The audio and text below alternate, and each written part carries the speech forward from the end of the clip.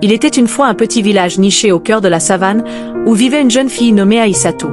Elle était connue pour sa gentillesse et sa beauté, mais aussi pour sa curiosité insatiable.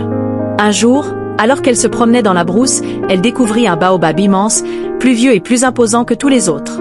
Les villageois disaient que cet arbre était sacré, habité par les esprits des anciens. Poussée par sa curiosité, Aïssatou s'approcha de l'arbre et remarqua une petite porte cachée dans son tronc.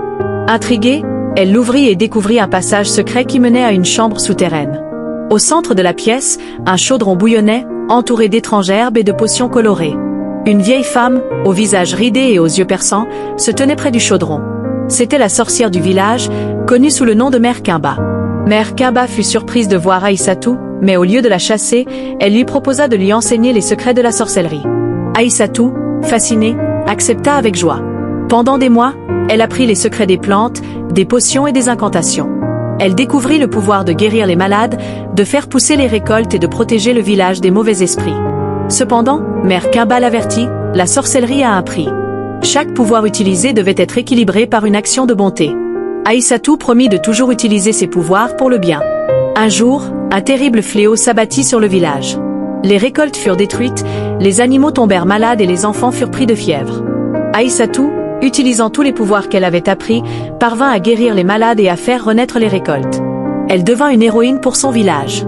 Mais la sorcellerie avait un coût. Aïssatou commença à s'affaiblir, ses cheveux devinrent blancs et son visage se ridait. Elle comprit qu'elle avait utilisé trop de pouvoirs sans les équilibrer par des actes de bonté. Alors, elle décida de renoncer à la sorcellerie. Elle retourna auprès de Mère Kimba et lui rendit ses grimoires et ses potions. Elle demanda à la vieille femme de reprendre son rôle de protectrice du village. Mère Kimba, touchée par la sagesse d'Aïssatou, accepta. Elle lui donna une dernière leçon, le vrai pouvoir ne réside pas dans la sorcellerie, mais dans la bonté et la sagesse du cœur.